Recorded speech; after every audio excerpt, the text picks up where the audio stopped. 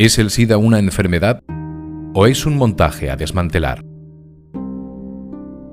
Según Lluís Botines, investigador independiente, el engranaje VIH-Sida se basa en medio centenar de afirmaciones nunca demostradas. Durante 30 años, docenas de miles de científicos, médicos y organismos oficiales que apoyan la versión oficial han ido creando una compleja y densa telaraña donde están presas las personas etiquetadas de SIDA e indirectamente toda la humanidad. Lluís Botines aporta datos, argumentos, análisis y documentos desconocidos por la inmensa mayoría de la población mundial. Pretende terminar con la ya insostenible versión oficial y sacar el tema SIDA del campo científico-médico para situarlo definitivamente en el campo delictivo criminal.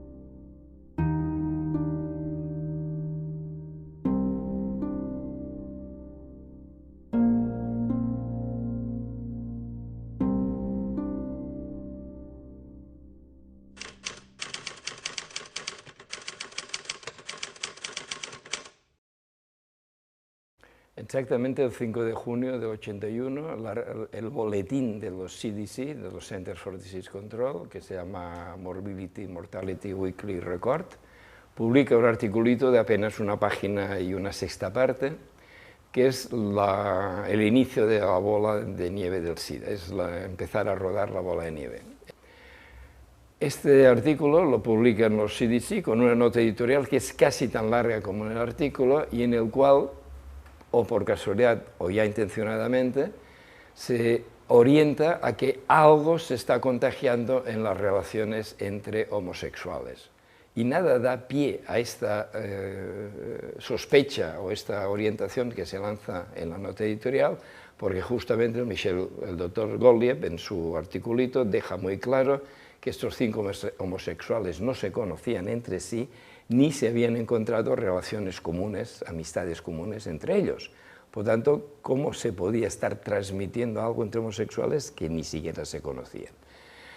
Al mes siguiente aparece otro artículo, también en la misma revista, hablando de sarcoma de Kaposi en homosexuales, y a partir de ahí ya se consolida que algo está arrasando entre homosexuales, y esto es lo que es esta primera mentira, la que va a exigir después todas las posteriores mentiras. La primera mentira es que algo contagioso, por lo tanto gérmico, se está contagiando entre homosexuales y que se caracteriza por una inmunodeficiencia y, o casualidad, desde casi el primer momento se presenta esta cosa nueva que no se sabe qué es, se la presenta como inevitablemente mortal.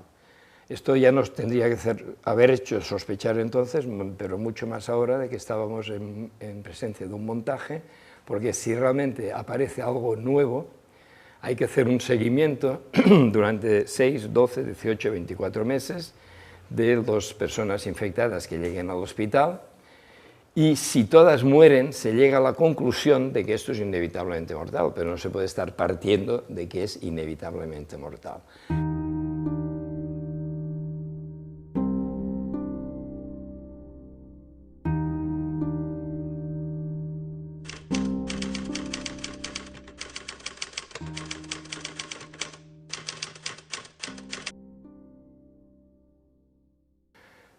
El año 82 los CDC empiezan ya a decir, no, no es una enfermedad, es una epidemia lo que está habiendo. Y en junio del 82 tenían 462 casos de SIDA registrados para todos los Estados Unidos de América. Y empiezan a hablar de epidemia con unas cifras ridículas.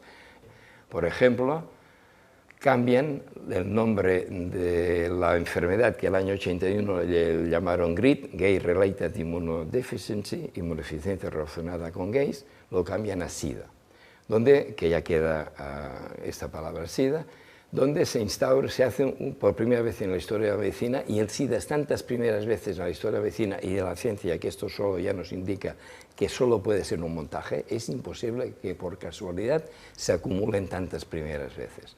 Pues es la primera vez que se cambia el significado de síndrome.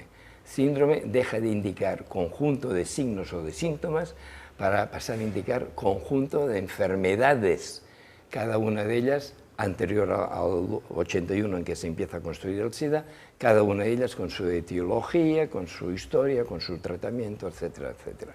Pero es que además no es un conjunto de enfermedades, es un conjunto creciente de enfermedades, porque resulta que por primera vez en la historia de la medicina, los CDC han ido cambiando la definición de SIDA cuando han querido, y detrás de ellos la Organización Mundial de la Salud, los gobiernos de todo el mundo, los ministerios de sanidad, las universidades, los políticos, los periodistas, etcétera, etcétera.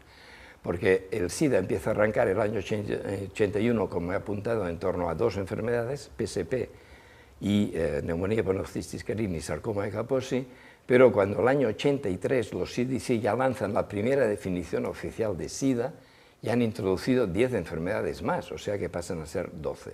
Pero es que el 85 introducen 6 más, pasa a 18. El 87 meten 8 más, pasa a 26. En el 93 aún incorporan 3 más, pasan a 29.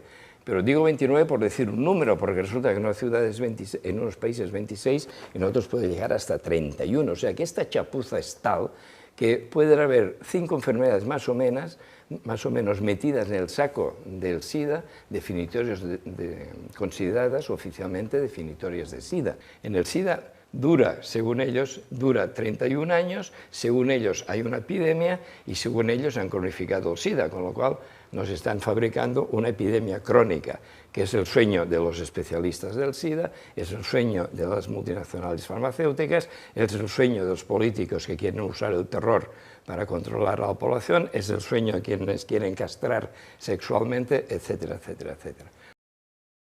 Luis Botines es el escritor del primer libro que se ha publicado en el mundo dirigido exclusivamente a desmontar el SIDA. Un segundo libro, El VIH-Sida es una ficción, mucho más extenso y detallado, espera por ahora en los cajones de las editoriales. Activista político y social desde su juventud, en los 90 formó parte de la Asociación Cobra, una de las primeras en España en avisar de que el AZT era un veneno para el cuerpo. Pero sus interrogantes en torno a la versión oficial del SIDA fueron aumentando con el tiempo y desde hace más de 20 años se dedica casi exclusivamente a investigar este tema. En 1999 crea la Asociación Plural 21, Asociación para el Cuidado de la Vida en un Planeta Vivo, y se declaran primer territorio libre del montaje SIDA en el mundo.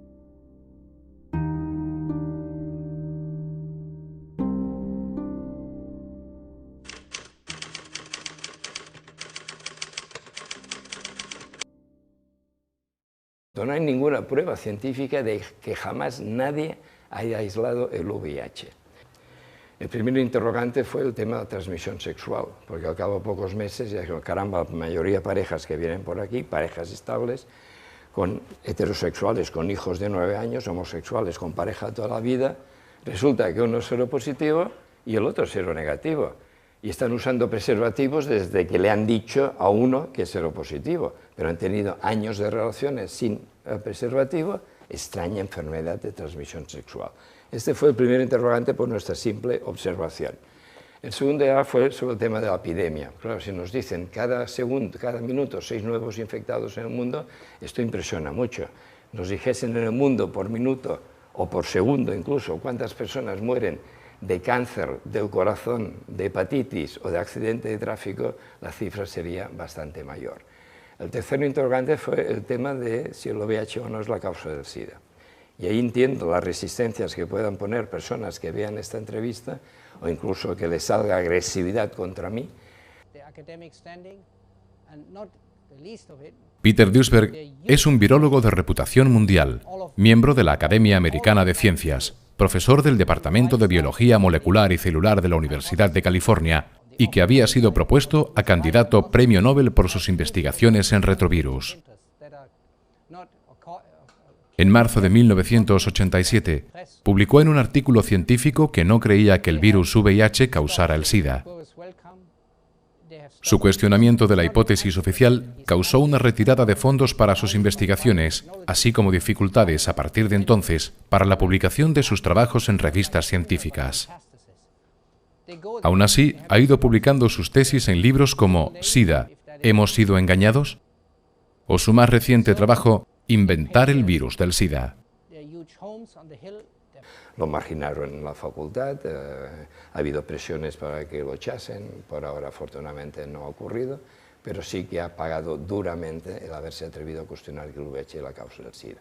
Pues yo leía estas 11 páginas y cada vez, bueno, las escondía, volvía a sacar, hasta que acabé a la 11ª semana y quedé chocado, porque daba todo un abanico de argumentos de distintos tipos, virológicos, inmunológicos, epidemiológicos, etcétera, de que el VIH no podía ser la causa del SIDA.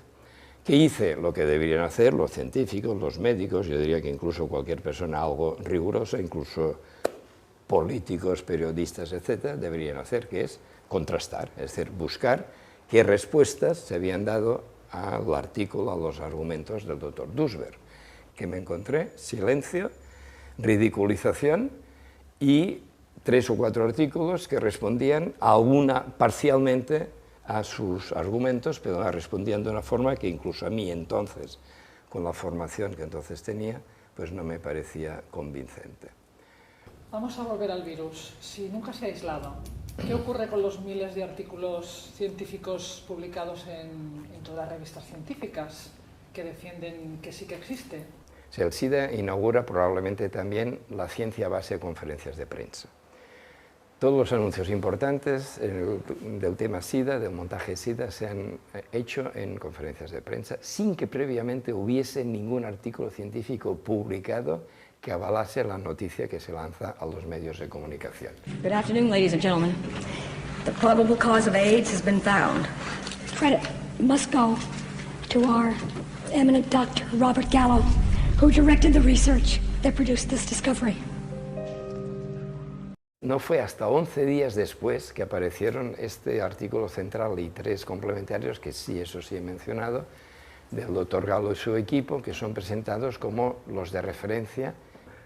Estos artículos no solo son erróneos, no solo son insuficientes. ¿Estás diciendo que los artículos científicos en los cuales se basa la construcción del SIDA tal como la conocemos son falsos? Mi respuesta es que justamente al año 87 se publica este artículo del doctor Peter Duesberg, que antes he mencionado, con una batería de argumentos, etc. Y en lugar de contestar a estos argumentos, como replica el establishment del SIDA, como replican los oficialistas, con una operación de marketing, con un lavado de cerebro. En lugar de seguir hablando de SIDA, ahora cada vez que nos refiramos al SIDA, usaremos la expresión VIH-SIDA, con lo cual cada vez estamos inculcando en el consciente y en el subconsciente estamos inculcando 3 falsedades, que hay una enfermedad llamada SIDA, que hay un virus llamado VIH y que este supuesto virus es la causa de esta supuesta enfermedad. 3 falsedades en una sola corta expresión. Esto es un éxito, creo yo, del marketing del SIDA y del lavado de cerebro del SIDA. Pero esto no da validez a los artículos, que como decía, lo máximo que llegan a decir es que han encontrado el virus en un 36% de las personas, de los casos de SIDA en las que se ha buscado, pero es que además, para desgracia del doctor Gallo y de los oficialistas, resulta que el 30 de junio del 2008 apareció en Inglaterra este libro, Fear of the Invisible, Miedo a lo Invisible, escrita por una periodista veterana, Janine Roberts. My name is Janine Roberts. I'm much investigative journalism, and I'm a medical historian and a researcher.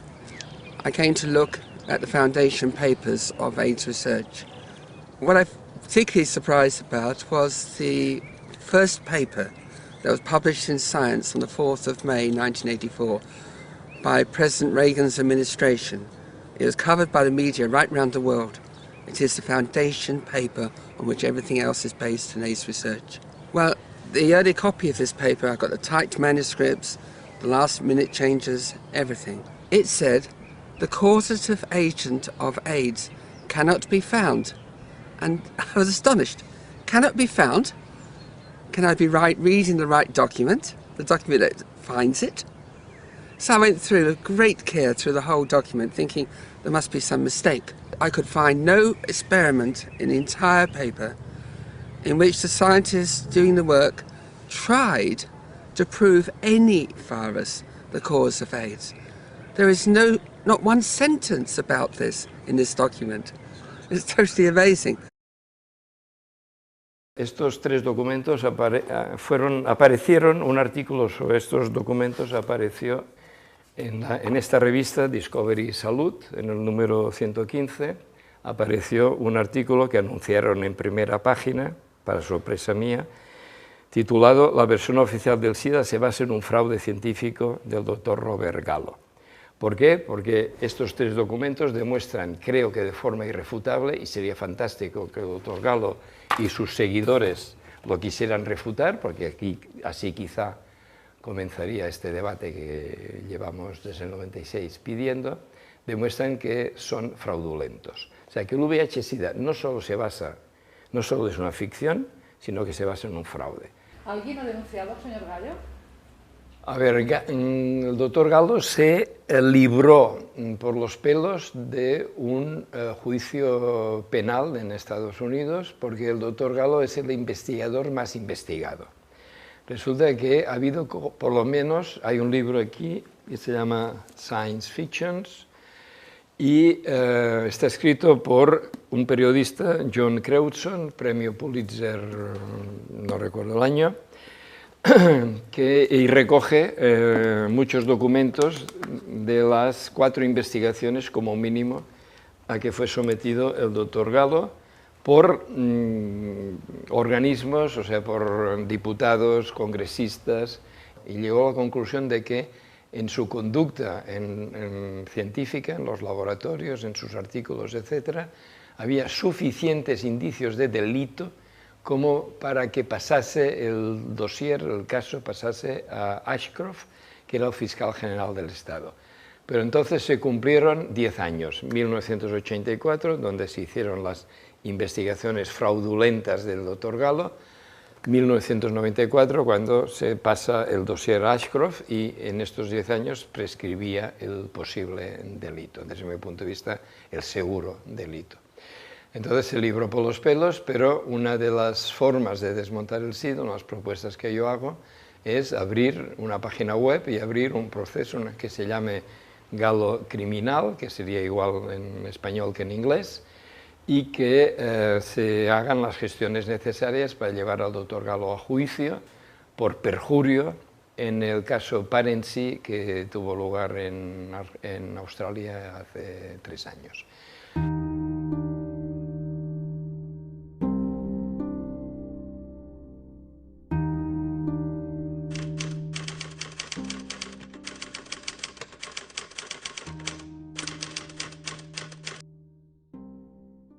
Resulta que desde el año 85, en que se habían aplicado los primeros test ELISA de anticuerpos, diseñados, aprobados para no diagnosticar infección por VIH, sino para hacer screening de muestras de sangre, es decir, para hacer cribado de muestras de sangre, pero no fueron aprobados, ni que yo sepa posteriormente han sido aprobados, ni siquiera diseñados y fabricados, test para diagnosticar infección por VIH. Y desde el 85 hasta el 14 de junio, al 14 de agosto del 87, las guidelines de los CDC, cuando hablaban de los test, acababan todas diciendo falta ver cuál es el significado de dar positivo a los test del SIDA. A partir de esta fecha se dice que significa infección activa por VIH, pero es interesante que no aportan ningún artículo, ningún estudio, ningún experimento, nada nuevo que permita esta afirmación, que son tan conscientes de que es falsa, de que es un engaño más, que es una parte del engranaje, que añaden a continuación, incluso si los síntomas de la enfermedad tardan años en manifestarse. Aunque parezca mentira, nunca se ha demostrado, aun suponiendo que existiera el virus, que dar positivo a los test de SIDA signifique estar infectado por VIH. Los propios fabricantes informan que actualmente no está reconocido criterio alguno para establecer la presencia o ausencia de anticuerpos del VIH en la sangre humana. Además, están documentadas 67 circunstancias por las cuales el resultado puede ser positivo, como por ejemplo, haber tenido hepatitis B, gripe, herpes o haber dado a luz recientemente. Y por si fuera poco, los criterios para dictaminar positivo cambian de un país a otro, de una institución a otra, de una marca a otra. Por estas y otras razones, lo más lógico sería que estos test fueran prohibidos y que se estableciera una moratoria inmediata a su aplicación. Lo que puedo afirmar es que son los test del SIDA los que fabrican personas supuestamente infectadas por el VIH. Es decir, si quien le dice a la persona que ha dado positivo se cree, y la persona, lógicamente, porque se lo dice el especialista, también acepta que está infectada por el VIH porque ha dado positivo el test, a partir de este momento esta persona empieza a tener graves complicaciones, tanto psicológicas, de miedo a la muerte, de marginación social, de relación con los demás, y encima, confiando en los médicos, pues empezará a tomar los venenos quimioterápicos, bien presentados como anti-VIH, bien presentados como preventivos. En tiempos del montaje SIDA, dar sangre, dar semen, dar óvulos es una práctica de riesgo, porque pueden recibir a los 10 días un comunicado: por favor, pase urgentemente a hablar con nosotros, tenemos algo importante que decirle. Y cuando el donante de sangre, para tomar este ejemplo, se presenta, pues dice: mire, lo sentimos mucho, pero ha dado positivo desde el SIDA. Entonces, si esta persona no tiene la información que ahora está circulando, y que este reportaje ayudará a llegar más lejos, pues la persona se le hunde el mundo, se margina socialmente, se deja envenenar farmacológicamente, pues un mal futuro va a tener. Investigando sobre los test en Internet, nos hemos encontrado sorpresivamente que era muy fácil comprar uno. Así que por 21 € hemos hecho una compra online y en 2 días ha llegado un sobre procedente de Ámsterdam. ¿Contendría esto realmente una prueba para saber si alguien tiene SIDA? ¿Tan fácil es saber si alguien tiene una enfermedad infectocontagiosa de transmisión sexual y muchas veces mortal?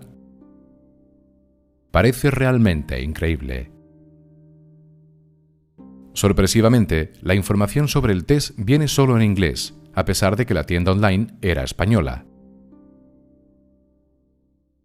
Las indicaciones dicen claramente que es un test rápido, para detectar en 5 minutos la presencia del VIH y que el VIH causa el SIDA. 1 raya, negativo. 2 rayas, positivo. Ninguna raya, inválido. Nos aconsejan que si el resultado es positivo, vayamos al médico inmediatamente. Así que decidimos seguir el protocolo. Afortunadamente, las instrucciones de uso sí están en español.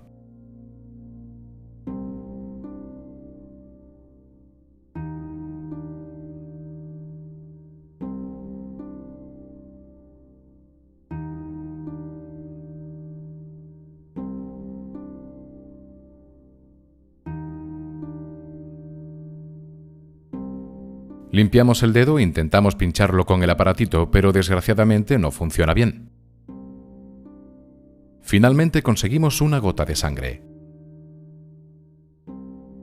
Le añadimos una sustancia, presentada como solución amortiguadora. Esperamos 5 minutos y tenemos el resultado. Es asombroso. Es asombroso. Este resultado puede cambiar el curso de una vida.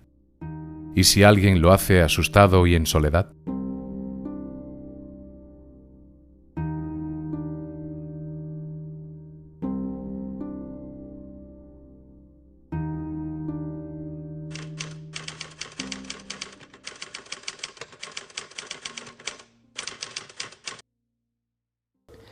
Muchos médicos se ríen del efecto placebo, pero los especialistas del SIDA han aplicado, además en dosis, en sobredosis desde el inicio, el nocebo de condenar a muerte a sus víctimas.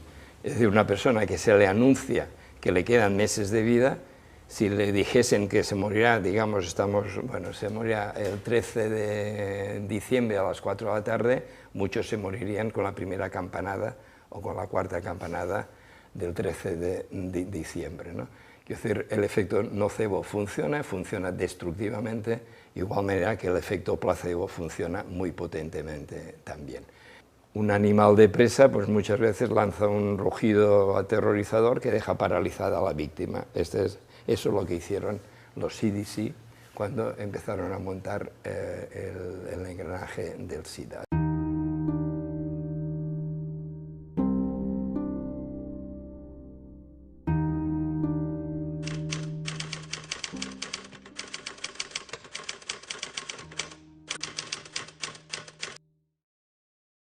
Manipulando la desesperación de los homosexuales condenados a muerte por tener supuestamente el VIH, supuesta causa de la supuesta enfermedad SIDA, pues se logra hacer aprobar, saltándose todos los protocolos, o sea, siendo un ensayo multicéntrico deleznable, un primer fármaco presentado como anti-VIH, cuando resulta, esto lo hace la multinacional GlaxoSmithKline, cuando resulta que la multinacional Sigma, desde años antes, vendía y sigue vendiendo el AZT como un veneno. Es decir, en la cajita o el envase donde lo comercializa, de 25, de 100 miligramos, lleva una calavera, unas tibias cruzadas, y en un lado pone tóxico en mayúsculas y luego explica tóxico por inhalación, en contacto con la piel o tragándolo.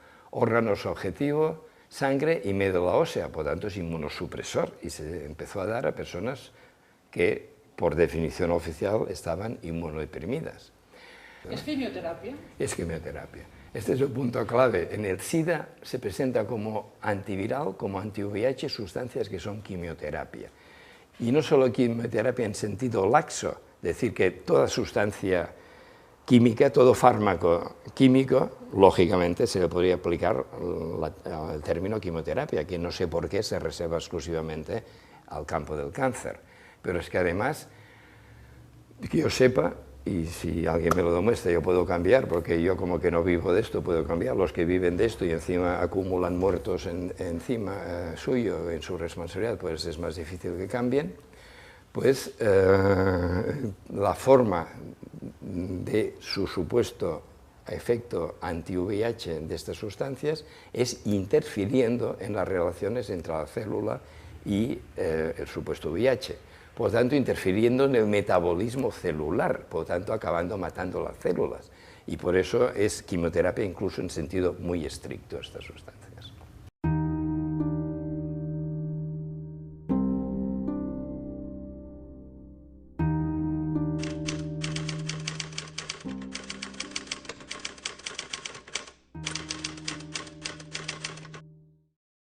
La carga viral sirve para presentar como beneficiosos unos fármacos, unos cócteles que en realidad están matando a las personas. ¿Por qué?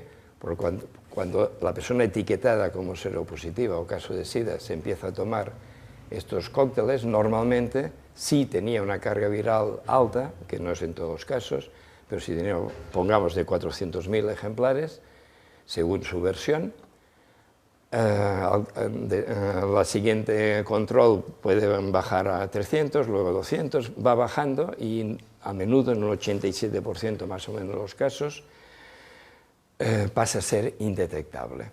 Los médicos se sienten contentísimos, felicitan a su víctima, si le preguntan cómo te encuentras la víctima, muchas veces explicaría que le duelen las articulaciones, que se le está acumulando la sangre la grasa por cualquier parte, que se está perdiendo masa muscular, que se está quedando sin nalgas, que está orinando sangre, que tiene pesadillas terribles, que tiene ansias suicidas.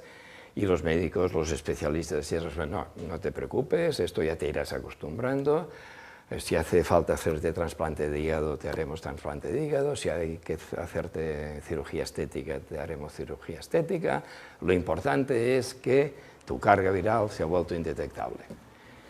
En el libro grueso, que está retenido, desgraciadamente, pues explico un chiste que me llegó, donde se ve un chico fuerte, pero espantadísimo, carga viral 500.000, a su lado un chico, un enclenque tembloroso, pero contentísimo, carga viral indetectable. Si este segundo no cambia de chip, a los pocos días, a las pocas semanas, se morirá con carga viral indetectable. ¿Qué es lo que está ocurriendo en los hospitales?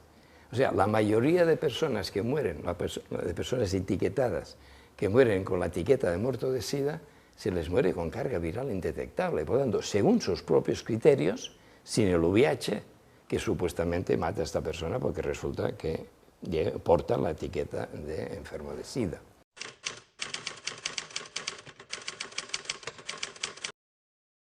Este marcador indirecto es un artefacto tecnológico sofisticado que presenta como una cantidad que da la máquina sofisticada, lo presenta como, se interpreta por parte de los oficialistas y luego que diseñaron esta máquina y luego pues por los técnicos y por los médicos que aplican los resultados que da la máquina, se interpreta esta cifra como número de ejemplares de VIH por mililitro de sangre.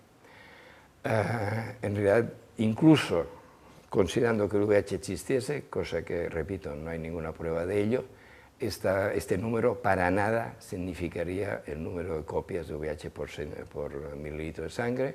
Por un lado, el propio inventor de esta máquina, el doctor Kary Mullis, esta técnica se llama PCR, le concedieron el premio Nobel el año 93 por haber inventado esta máquina.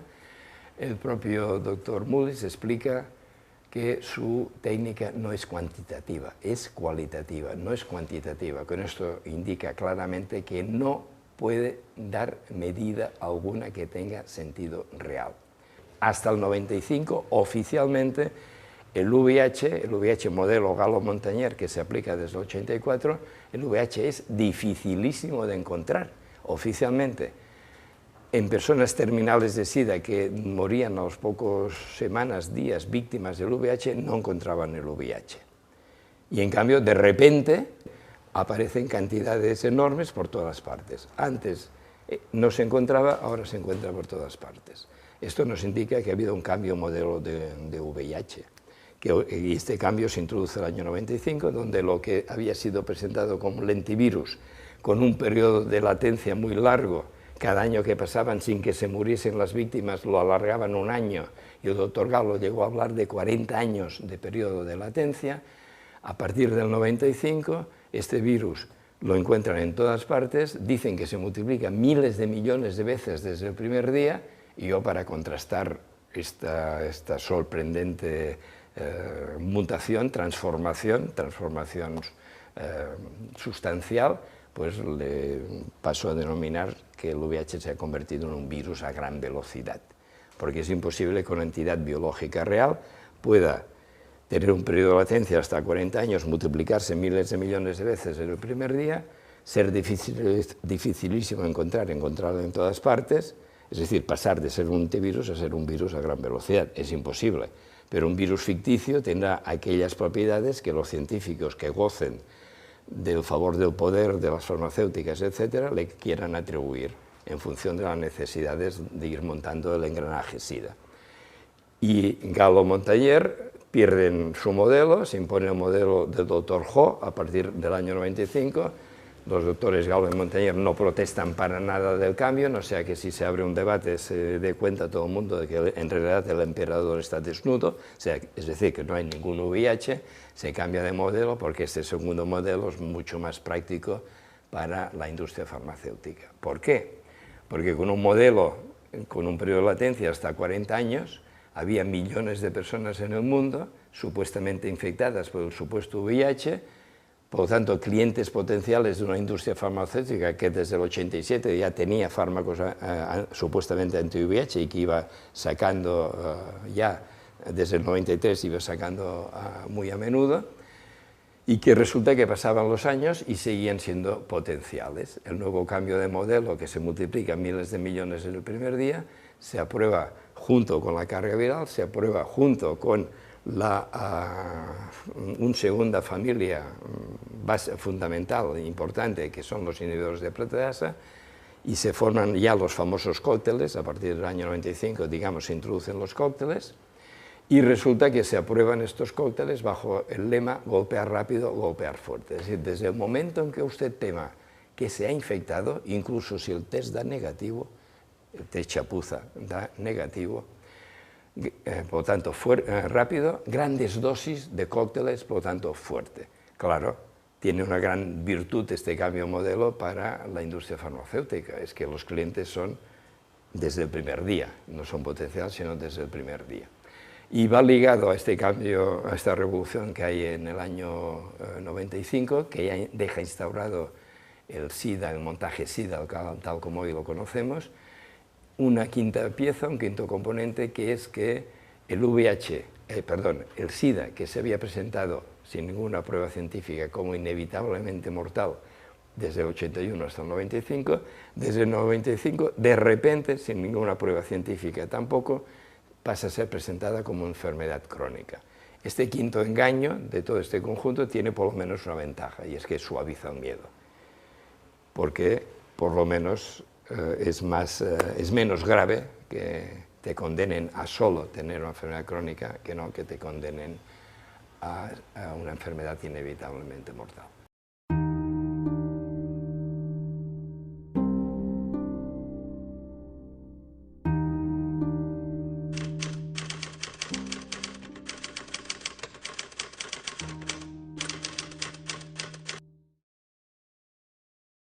Según las predicciones que lanzaron estos especialistas en 84, 85, 86, África tendría que haberse despoblado 3 veces ya, por lo menos. Y resulta que el ritmo, cualquiera que estudie los datos demográficos poblacionales en cualquier organismo que no esté relacionado con el SIDA, se da cuenta que el ritmo de crecimiento de la población africana no se ha frenado para nada en 30 años de supuesta terrible epidemia de SIDA devastando África.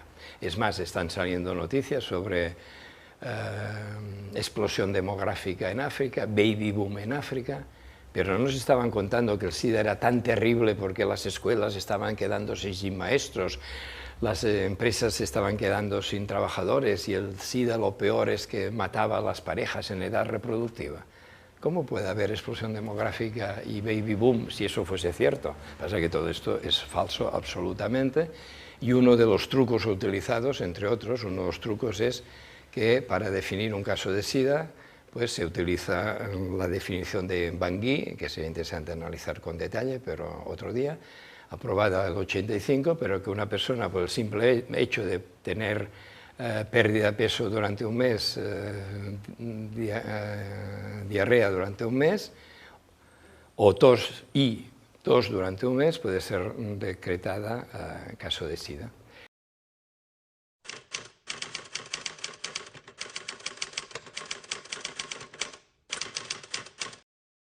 En África hay menos renta per cápita, afortunadamente, pero viven y ríen bastante más, bailan y ríen bastante más que acá.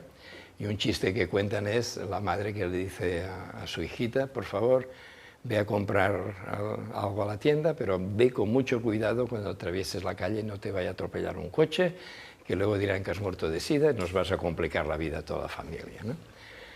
Bien, entonces, pero es que la forma de construir las cifras de África, he tenido un dato nuevo interesante recientemente, porque por primera vez en estos cambios que estoy diciendo que hay una cierta mayor capacidad de atracción para cambiar la situación, pues hay un africano que se ha implicado en desmontar el SIDA y él me ha contado que, y además es muy interesante porque él mismo se benefició al principio del montaje SIDA, decía yo era responsable de la prevención en determinado país determinado país de África, me llegaban partidas, por ejemplo, de 20.000 preservativos para repartir, repartía la mitad, vendía la otra mitad y me quedaba con el dinero, ¿no?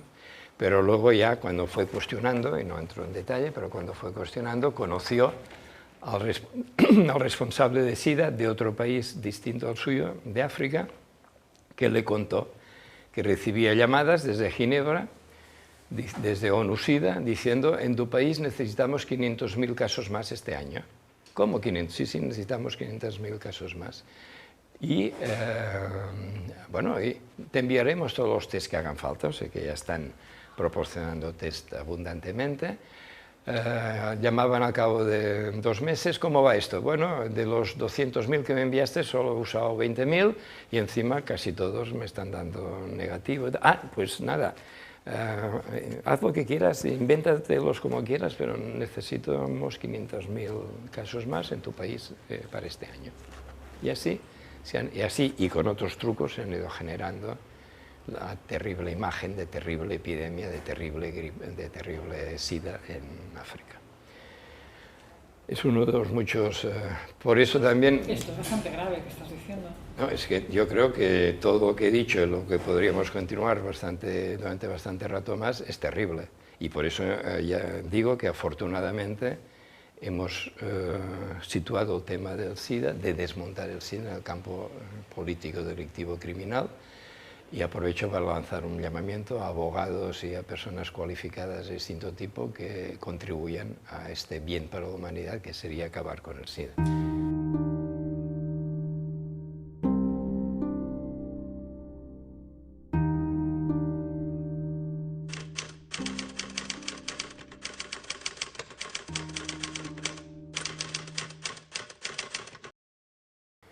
Actualmente los especialistas de SIDA te dicen, mira la sala de infecciosos, antes las camas estaban llenas de sidosos con enfermedades oportunistas. Ahora mira, están vacías, y es cierto.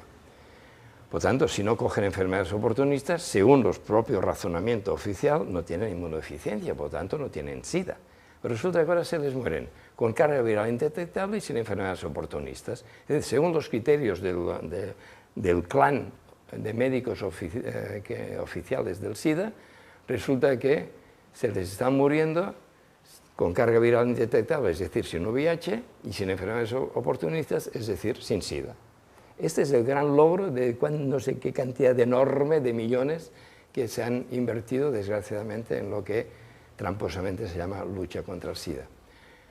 ¿De qué se están muriendo? En realidad, las personas que mueren con la etiqueta muerta de SIDA, pues están muriendo de fallo hepático, fallo renal, fallo del corazón y de enfermedades no relacionadas con SIDA, enfermedades no definitorias del SIDA, que se están muriendo, por lo tanto, fundamentalmente de los tratamientos que se le están administrando.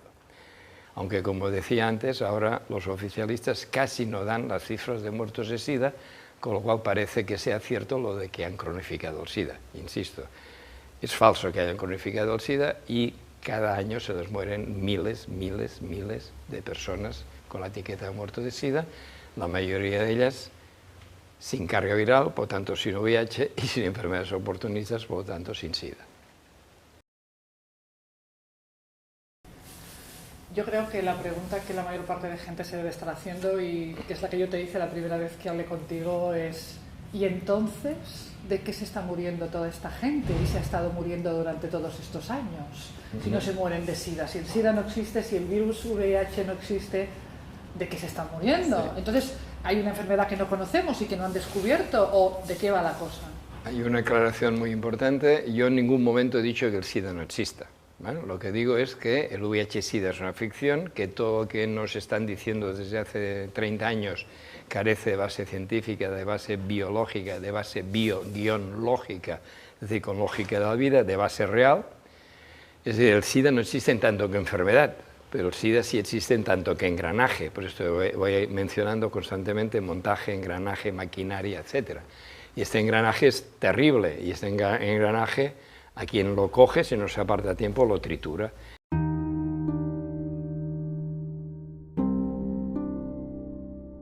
Yo he ido elaborando, hemos ido elaborando, a lo largo del tiempo, 11 factores de muerte, que en combinaciones distintas en cada caso, yo creo que explican el 99, por no decir el 100% de casos de personas que han muerto con la etiqueta de muerto de SIDA. En primer lugar, el miedo.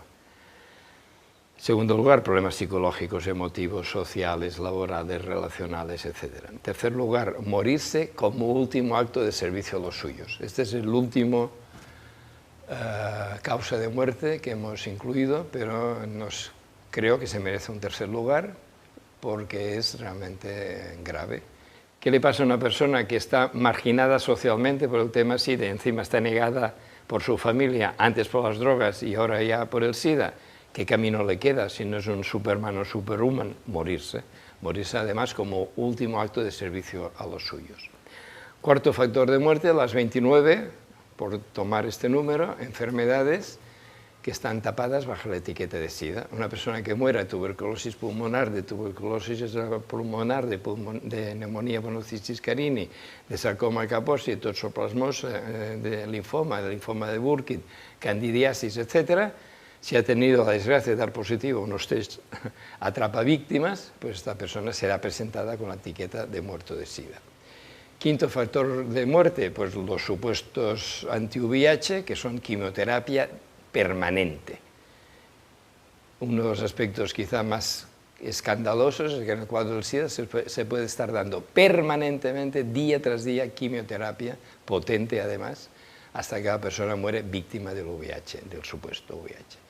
Sexto factor de muerte, los tratamientos supuestamente preventivos que están dando y que también son enormemente potentes y que puede significar que una persona etiquetada seropositiva o caso de SIDA esté tomando como preventivo uno o dos o tres antibióticos y corticoides, etcétera, cosa que cualquier médico sabe que un antibiótico en una semana o funciona y lo retiro, no funciona porque es un peligro. Pues resulta que en el cuadro del SIDA se puede estar dando permanentemente antibiótico. En particular el Septrin. Pero a pesar de que en Inglaterra prácticamente se ha eliminado el uso del Septrin o Bactrim, resulta que en España y muchos otros países que están al lado, resulta que se sigue dando abundantemente incluso a niños. Octavo factor de muerte, pues los malos hábitos de vida, que todo el mundo sabe que acaba matando si se persiste en ellos, y las campañas de prevención no ayudan mucho a quitar malos hábitos de vida, porque lo que dicen es, usted se agota sexualmente y para entrar en el récord Guinness no duerme, no come, usa drogas excitantes, etc. Sígalo haciendo, pero eso sí, con preservativo cada vez.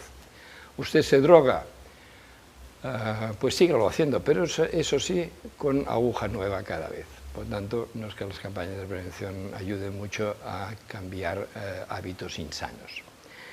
Noveno factor de muerte, pues tener que recibir transfusiones de sangre o de hemoderivados o de órganos, que ya se sabe que esto solo se hace en situación delicada, pero si la persona muere se lo acabarán atribuyendo, si da positivo a los test, se lo acabarán atribuyendo a que ha sido infectado por una transfusión de sangre y que es víctima del VIH.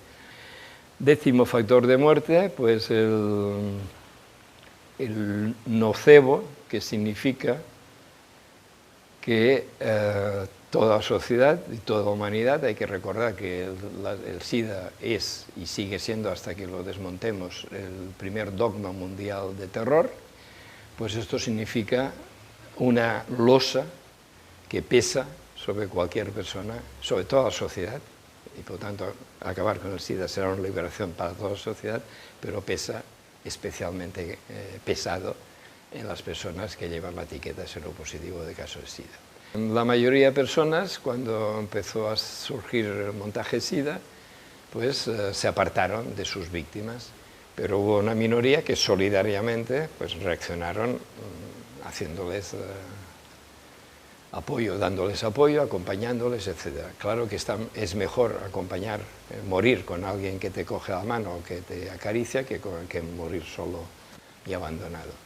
Pero el problema es que estas personas han ayudado a morir cuando podrían, teniendo, claro, otra forma de entender la situación, haber ayudado a recuperarse y a vivir. Y sigue habiendo cantidad de dinero y de organismos, de asociaciones, de comités, de voluntarios de buen corazón que siguen yendo a ayudar a los enfermos de SIDA, aunque ahora, como dicen los especialistas orgullosamente, la mayoría se mueren sin enfermedades oportunistas, con lo cual necesitan menos cuidados, pero sigue habiendo una minoría que sigue necesitando cuidados, pues hay cantidad de gente y de asociaciones de buena voluntad, en principio, mientras no se pruebe lo contrario, que lo que están haciendo es ayudar a morir y por tanto refuerzan el engranaje del SIDA. Y el último, pero aquello como es de last but not least, ¿no? Lo último, pero no por ello lo más importante, sino todo lo contrario, el factor más importante es la conducta antideontológica de los médicos especialistas del SIDA que han aceptado, para hacer carrera, el triste papel de aplicar todos estos factores de muerte a sus víctimas.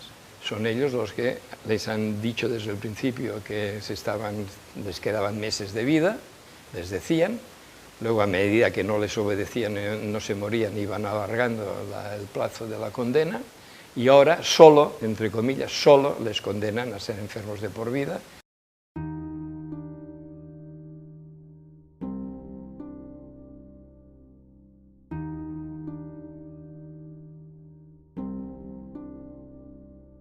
O sea, los medios de comunicación ayudaron desde el principio a ir construyendo el monstruo SIDA. O sea, simplemente, quizá en algunos por razones crematísticas, de que si empezaban a sacar noticias hablando de algo terrible está ocurriendo entre homosexuales de transmisión sexual mezclado con sangre y que se mueren, y tal, esto hacía vender más su medio de comunicación, ¿no? Luego ya, bueno, porque empezaban a recibir publicidad de las farmacéuticas, del SIDA y de no SIDA. Luego porque, bueno, los periódicos, los medios de comunicación importantes son la voz de su amo y por lo tanto repiten aquello que el poder establecido, los distintos candidatos de distintas fracciones del poder político, económico, etcétera, pues financian estos medios de comunicación. Es decir, nosotros, ingenuos, cuando empezamos a partir del 90, ¿no?, empezamos a descubrir los interrogantes que antes explicaba, sacábamos comunicados de prensa, convocábamos ruedas de prensa, etcétera. No venía prácticamente nadie, venían 3 freelance amigos y nadie más. Pero ahora hace tiempo que no convocamos ruedas de prensa ni sacamos medios de comunicación, porque sabemos que los medios de comunicación importantes solo se interesarían para aplastarnos. O sea, entonces, esta entrevista pedida por TV1 seguramente me negaría, pero un medio de comunicación que espero tenga una cierta circulación, pero siempre... Pero en cambio, disculpa, en 1996 Televisión Española hizo un reportaje titulado SIDA la duda, que parece ser que nunca llegó a emitirse, porque hubo presiones, ¿cierto? Sí, sí. De hecho, el reportaje lo pagó Arte, el canal franco-alemán Arte, y Televisión Española compró los derechos para emitirlo acá, como se emitió en 5 países más, además de Alemania y Francia. ¿Y si los científicos se hubieran equivocado al señalar este virus como agente causante del nuevo síndrome? El mero enunciado de esta crucial pregunta hubiese sido impensable hasta ahora. Sin embargo, escuchen las razones que han conducido a estos científicos a formulárselas seriamente. Son el profesor de biología molecular Peter Duisberg, de la Universidad de Berkeley, y su colega Richard Stroman.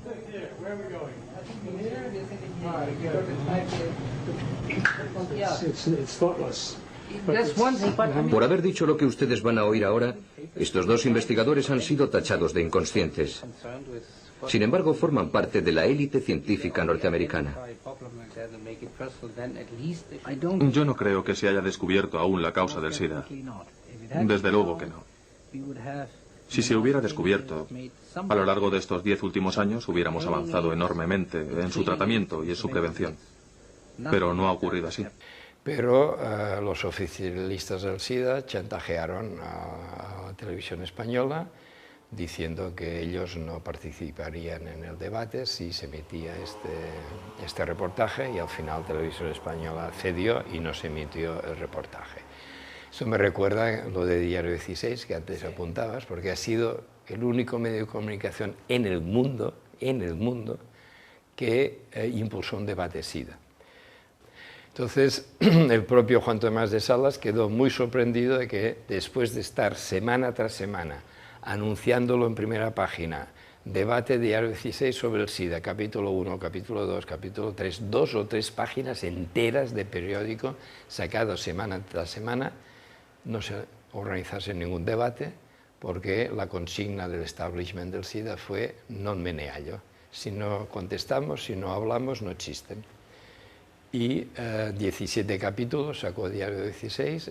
Este libro recoge los originales, más 2 capítulos que ya no llegaron a ser publicados, porque él tuvo que dimitir y el nuevo director ya se opuso, más bien se dedicó a lavar la mancha que supuestamente Juan Tomás de Salas había hecho caer sobre Diario 16, se convirtió más papista que el Papa, y no hubo debate porque no contestaron. O sea, todos estos miles de oficialistas, decenas de miles que cada final de mes cobran de la versión VIH-Sida, pues no tuvieron voz para defenderlo en un debate, ni hasta ahora han aceptado jamás un debate en donde poder contrastar la versión oficial con lo que planteamos nosotros.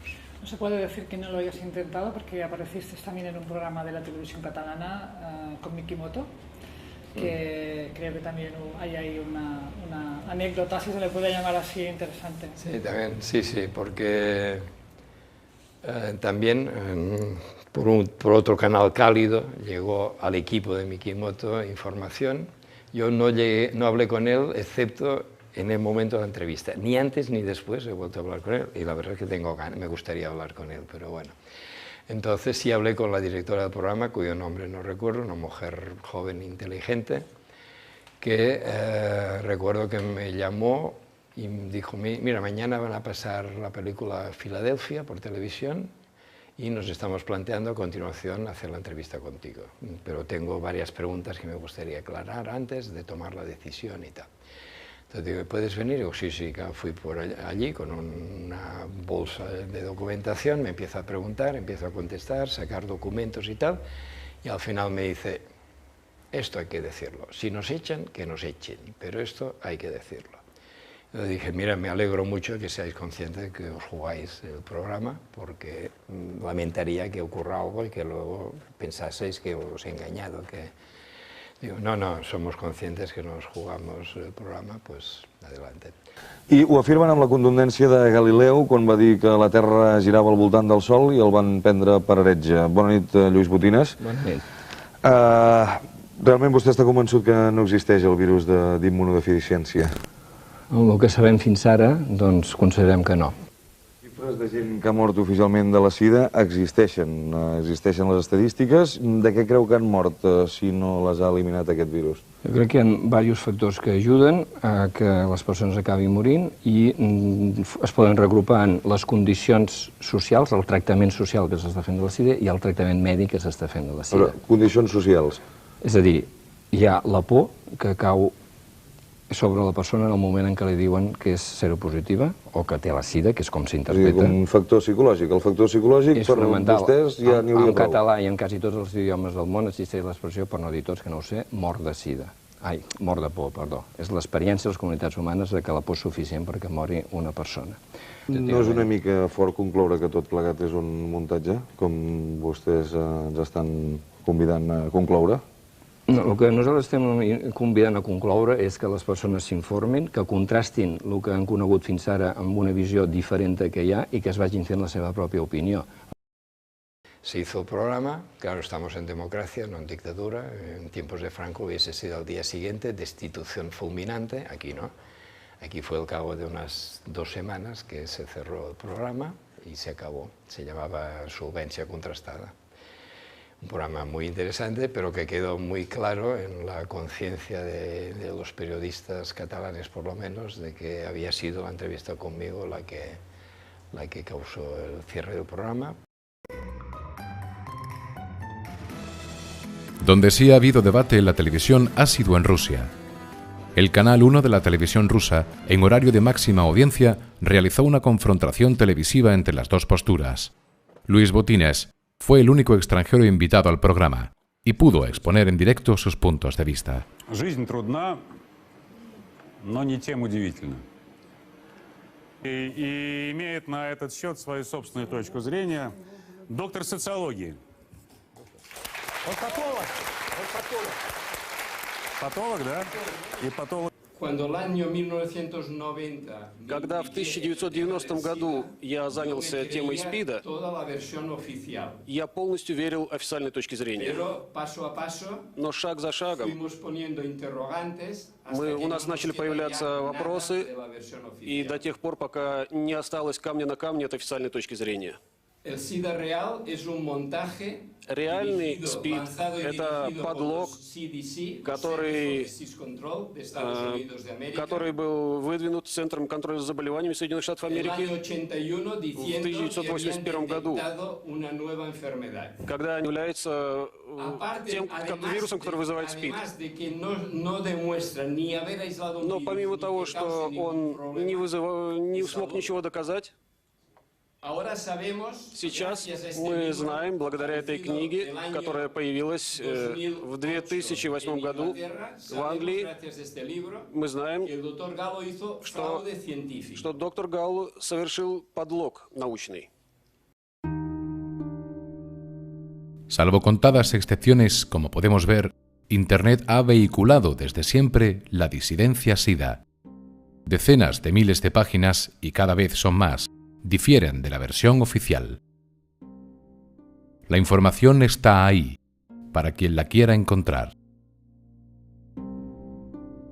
Puse HIV, VIH, en lo que es la búsqueda de vídeos de Google.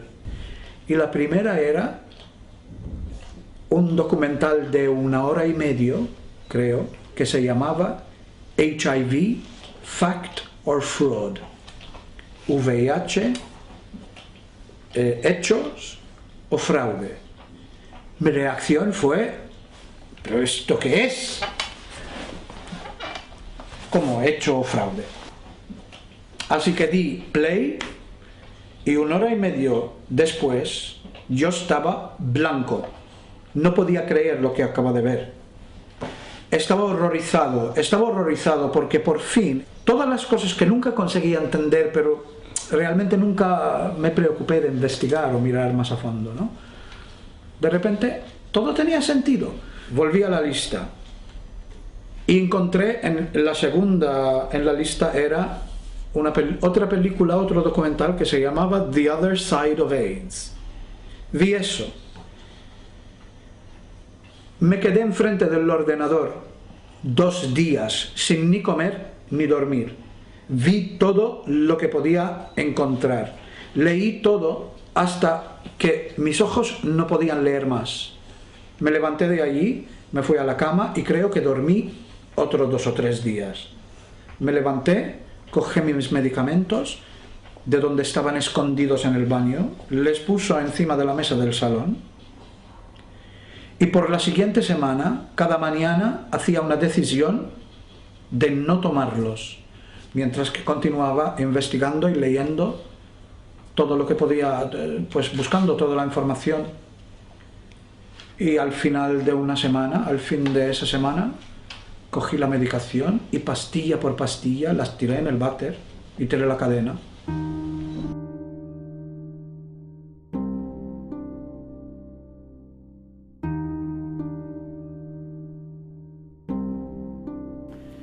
Para terminar, insinúas en el libro que quizás la comunidad científica o parte son conscientes de esto, lo saben y callan, como no voy a utilizar la palabra, y de hecho hablas de que en el 2009 fue el 25 aniversario del descubrimiento de este famoso virus y que curiosamente la comunidad científica se olvidó de celebrar tan gran acontecimiento. ¿Realmente crees que se está callando porque no se sabe a lo mejor cómo dar la cara o porque se pretende estirar al máximo? ¿Cómo ves ahora el tema? ¿Crees que realmente vamos a desmantelar el SIDA este año, por ejemplo? Bueno, tanto como este año no me atrevo a decirlo, pero que el SIDA es desmantelable, eso sí, y que puede ser bastante rápido esto también. O sea, todo dependerá de que se forme una cantidad suficiente de personas, se formen como desmontadoras del SIDA. Yo estoy haciendo cada mes 2 cursos en un fin de semana. El sábado explico con más detalle cómo el SIDA es un montaje, los distintos aspectos técnicos, qué significa aislar un virus, por ejemplo, y cómo jamás se ha aplicado al VIH, cómo funciona la técnica PCR y cómo, por lo tanto, lo que llaman carga viral es un engaño tecnológico sofisticado, etcétera, etcétera, cómo funcionan los test estos que usados para diagnosticar, o sea, todos los aspectos técnicos. Nos hemos declarado primer territorio libre de un montaje SIDA en el mundo. Y esta es también otra propuesta para desmontar el SIDA, es decir, si cada vez más asociaciones, grupos, centros de todo tipo, luego ya asociaciones de padres de familia, ya escuelas, algún departamento, facultad, departamentos enteros, facultad, finalmente barrios, etcétera, se van declarando, después de entender que el SIDA es un montaje, se declaran territorio libre de SIDA porque tienen claro que jamás se harán el test atrapa víctimas y por lo tanto nunca podrán ser atrapados por el engranaje del SIDA. El irse declarando territorio libre de SIDA pues es una forma de ir debilitando el montaje SIDA. El tema del SIDA nosotros ya no lo colocamos en el campo científico-médico, sino ya en el campo político, delictivo, criminal. Y esto me ha ayudado mucho un personaje estadounidense que yo nunca pensé tener a alguien así en relación, que se llama Clark Baker. Yo vengo de la extrema izquierda, la clandestinidad, el exilio, y él tiene como 70 medallas y condecoraciones por sus servicios militares y policiales a los Estados Unidos de América. Ha organizado una Office for Medical and Scientific Justice, o MSJ, donde se están formando abogados que están logrando que en Estados Unidos gire la carga de la prueba. Yo viví y trabajé en Centroamérica casi 2 años, entonces hablo poco español, pero esta información es muy importante, entonces disculpe, pero es muy importante que yo hablo en mi lengua y Alish traduzca en frente de mi mensaje. Disculpe. Hello, I'm Clark Baker. I'm a retired member of the Los Angeles Police Department and have been a licensed private investigator since 1997. I've conducted several thousand criminal, civil, and military investigations since 1980 and have received more than 80 military and police-related commendations and awards from local, state, and federal officials. One advantage of being a private investigator is that I can pick and choose the cases I want to investigate. After retiring from the LAPD in 2000, I enjoyed being a private investigator because it allowed me to take the cases that interested me. It also meant that if I discover that a client has lied to me, I can drop the case. I can pick and choose the ones I want. But experience has taught me that criminal behavior transcends all perceived political, industrial, academic, and societal boundaries. Regardless of whether you are a street thug or an Oxford-trained academic, criminal behavior is fairly consistent. If anything, street hoods are better liars than academics, but are arrested more often because they enjoy fewer connections to the politicians who control law enforcement agencies and regulators. If a cocaine dealer kills a client with bad drugs, he goes to prison. But if Merck or Wyeth kill or injure millions of Americans or millions of people around the world with one of their blockbuster drugs, they either blame a disposable corporate subsidiary or they enjoy the indemnification by Congress. Their fine is typically paid from a small portion of their profits as well, that they made while killing their victims and defrauding taxpayers and insurers. This arrangement perpetuates the media-supported perception that local, state, and federal law enforcement officials are doing their jobs, just as small-time mayors who once staged police raids on speakeasies and cat houses that didn't support their re-election campaigns. The faces and names change, but the behavior is consistent. In 2006, I began to investigate the U.S. healthcare system and the pharmaceutical industries. In 2008, the Semmelweis Society International asked me to investigate allegations made by Dr. James Murtaugh, MD, who alleged that UC Berkeley professor Peter Duesberg was guilty of genocide in Africa. I not only determined that no genocide had occurred, but that Murtaugh's record of perjury, poor patient care, identity theft, altered evidence, identity theft, and tax fraud had not excluded his close association with other mainstream HIV experts. One of Murtaugh's associates began to intimidate one of our witnesses using a fake name, and I tracked that man back to the Los Alamos National Laboratory, where HIV expert Brian Foley, PhD, admitted to doing Murtaugh's bidding. Because the Los Alamos National Laboratory, National Institutes of Health, the Centers for Disease Control, all refused to answer my questions, I founded OMSJ to conduct investigations that local, state, and federal law enforcement agencies and universities refuse to pursue. I originally founded the HIV Innocence Group to use the criminal court system to compel answers that HIV experts refuse to answer. Although we expected some court victories, we never expected to win the number of cases that we have. Just this year, OMSJ has forced prosecutors to dismiss criminal charges against defendants in Iowa and Tennessee because prosecutors could not find credible HIV experts who were willing to answer our questions in trial.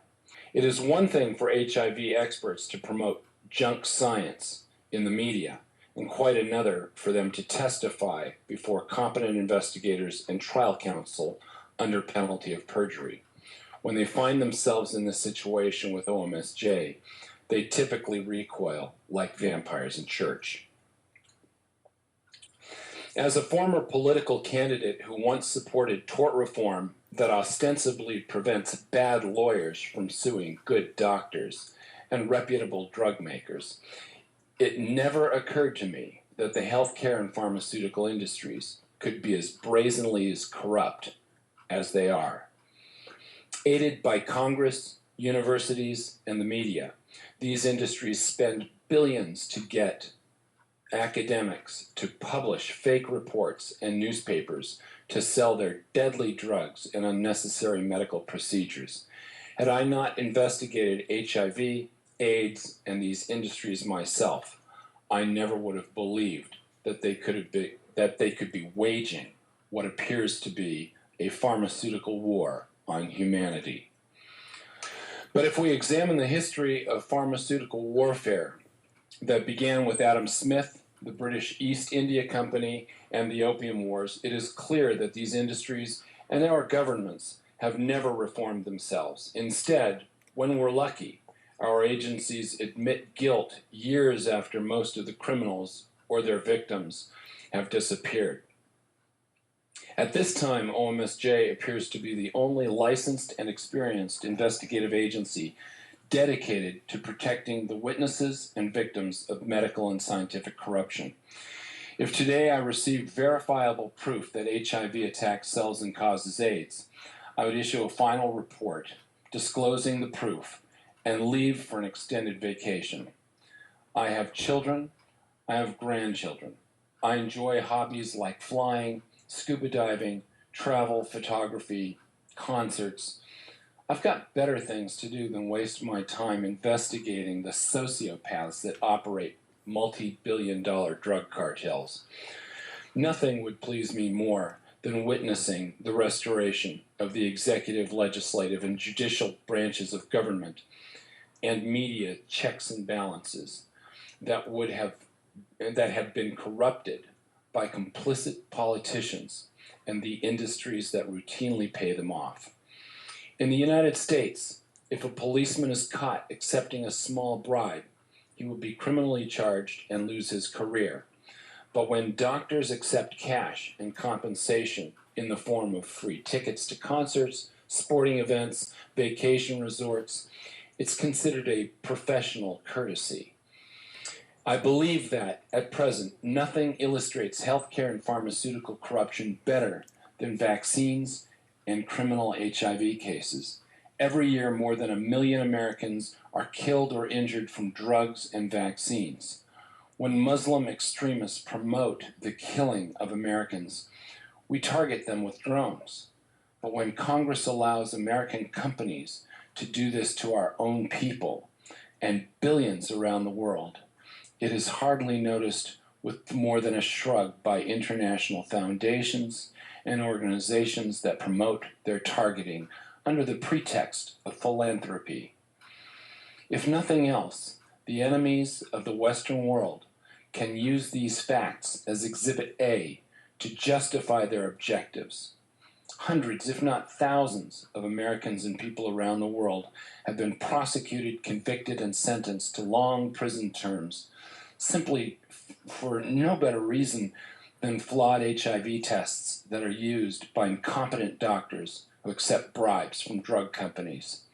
The fact that no one from the NIH or the CDC is willing to testify under oath before OMSJ's legal team about a so-called pandemic that they claim has represented an existential threat to humanity for 30 years exposes just an ankle of these corrupt industries. I can't imagine what we'll see when her gown is lifted above her head. Since October 2009, OMSJ has helped defense attorneys for prosecutors to plea bargain or dismiss 39 criminal HIV cases. We are currently involved in more than 50 other active cases. For those who wish to support our efforts, I ask that they donate to us at omsj.org. If only 10,000 people around the world made recurring donations of $5 or more, we could accomplish much more. OMSJ is not supported by any corporate funding. I look forward to your assistance and your friendship. Thank you. Thank you, Clark. Hasta hace poco, la carga de la prueba recaía en quienes defendían a las personas acusadas de haber infectado el supuesto VIH a terceras personas sin haberles avisado previamente de que eran seropositivos. Pero él ahora ha logrado que sea al revés, que sean quienes dicen que el VIH existe los que tengan que demostrar que existe, los que dicen que el VIH es la causa del SIDA, los que tengan que demostrar que el VIH causa el SIDA, los que dicen que los test son fiables, los que aporten las pruebas científicas de que realmente esos test son fiables.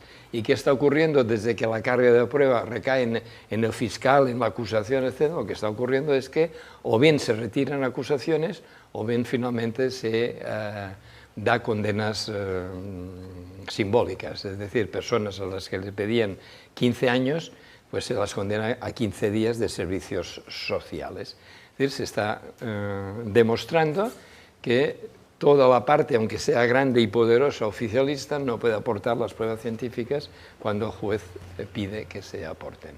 Tenemos que ver cómo esto se puede implementar en España y en otros países como una de las vías de actuación para acabar con el SIDA. ¿Qué ganas con esto, Luis? ¿Por qué haces esto? ¿Qué hay detrás de ti? Porque a veces lo más importante de lo que hace una persona son qué hay detrás. Sí, ¿no? La gente se preguntará, ¿por qué esta persona lleva 20 años investigando este tema? 21. 21. Sí, bueno, de hecho al principio lo he apuntado cuando he dicho que desde adolescente esta sociedad no me gusta. Ha aparecido luego de nuevo cuando he planteado que yo vengo de la extrema izquierda, la ilegalidad, la clandestinidad, el exilio. O sea, he sido militante y activista. De hecho, desde los 6 años, que ahora sea consciente, porque la primera etapa fue pues, activismo deportivo, hasta que entré en la universidad, entonces ya me fui implicando en activismo sindical, estudiantil y luego político de extrema izquierda. Luego ya fui cuestionando todo esto, lo cual no quiere decir que reniegue en absoluto. Pero te formaste como médico, como científico. ¿Dónde has aprendido a poder valorar toda esta información? Solo déjame aclarar esta frase última, porque hice lo mejor que conocía y además me lo pasé bien haciéndolo, por lo tanto no reniego para nada, pero sí que ahora me doy cuenta que aquellos movimientos o aquellas intenciones simplemente mantenían y reforzaban la modernidad, y para mí la modernidad es la peor catástrofe que nunca haya conocido la humanidad. Entonces yo empecé estudiando ciencias físicas y ciencias exactas. En quinto lo dejé, que los compañeros y amigos, familiares me decían, pero estás loco, acaba. Decía, no, es que si acabo tendré que hacer de matemático o de físico, ya no me interesa.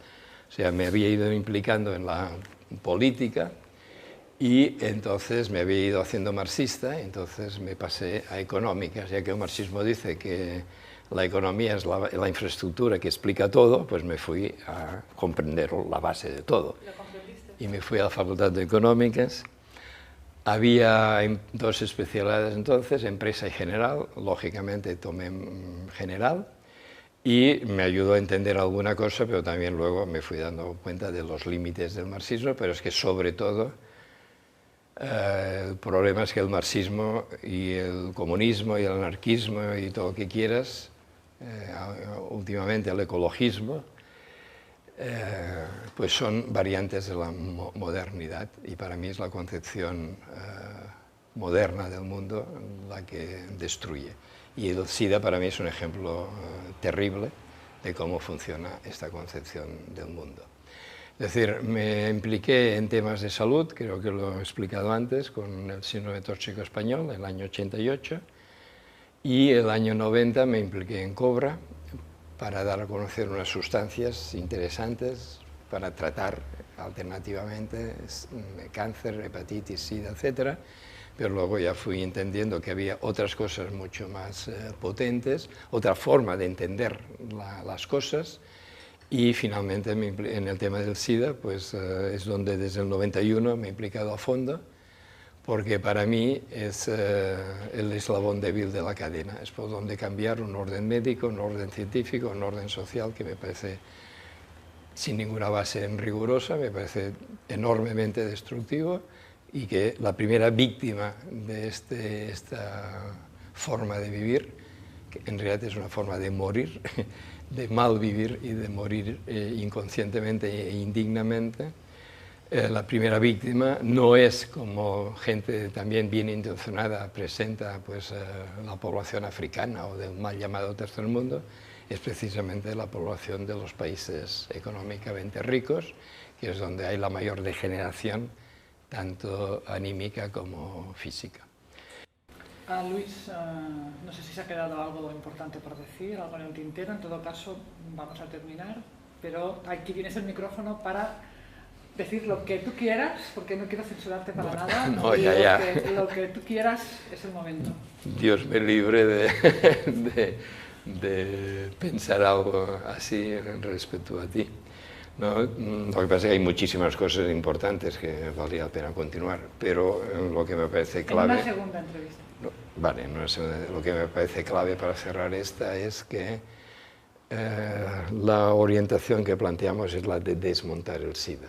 No la de repensar el SIDA, replantear el SIDA, reevaluar el SIDA, superar el SIDA, humanizar el SIDA, etc. ¿Vale? Todo esto, desde nuestro punto de vista, alimenta el engranaje SIDA y mantiene a las personas atrapadas por este mecanismo diabólico. Entonces, digamos, para resumir, los oficialistas dicen: el SIDA es una enfermedad, está causada por el VIH y es adecuadamente tratada con cócteles.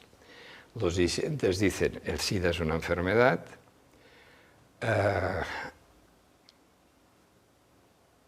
el VIH no es la causa del SIDA y los cócteles no solo es un buen tratamiento, sino que matan a las personas que los toman y por lo tanto así han ayudado a salvar muchas vidas. Nosotros decimos: el SIDA no es una enfermedad, es un montaje, y el VIH nadie ha demostrado que exista. No, retiro esto. La causa del SIDA, ¿cuál es la causa del SIDA? Los CDC. La causa del SIDA son los Centers for Disease Control, que es el organismo que ha construido el SIDA, ¿vale?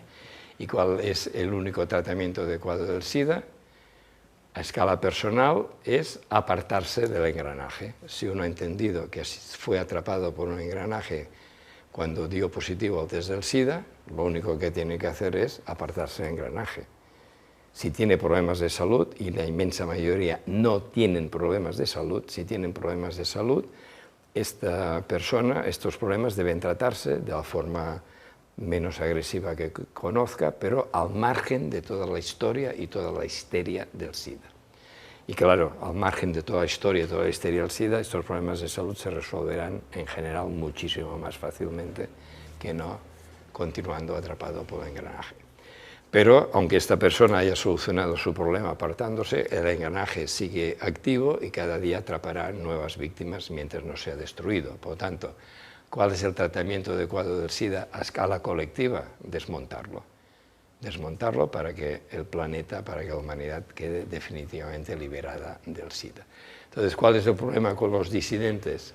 Que los disidentes, a medida que dicen el VIH no es la causa del SIDA, la causa del SIDA es el estrés oxidante, el estrés crónico, la disbiosis intestinal, el consumo de drogas, el consumo de poppers, etc., es multifactorial, como dicen algunos, siguen alimentando el engaño primero de que hay una enfermedad llamada SIDA. Cuando los disidentes del SIDA dicen los cócteles son asesinos, y tienen razón, pero cuando añaden el SIDA se puede tratar adecuadamente con antioxidantes, con vitaminas, oligoelementos, con buena alimentación, con buena respiración, incluso algunos con buena meditación, están reforzando la idea de que hay una enfermedad llamada SIDA que hay que tratar alternativamente. Entonces, tanto con la idea de que hay una causa alternativa y de que hay un tratamiento alternativo, mantienen a las personas etiquetadas, atrapadas en el engranaje del SIDA. Cuando, insisto, desde nuestro punto de vista, la solución es bien sencilla, lo cual no quiere decir que sea rápida. Es simple, no sencilla. Simple y que puede ser rápida también. Si la persona, y en algunos casos hemos tenido ya en estos tiempos que estamos aplicando este enfoque, personas que en un par de meses han cambiado radicalmente su vida, han cambiado de casa, han encontrado trabajo cuando llevaban un montón de tiempo sin tener trabajo, etcétera, etcétera, ¿no? Entonces, la cuestión es, insisto, a escala personal, separarse del engranaje y contribuir a destruir este monstruo planetario. Luis, gracias por tu labor.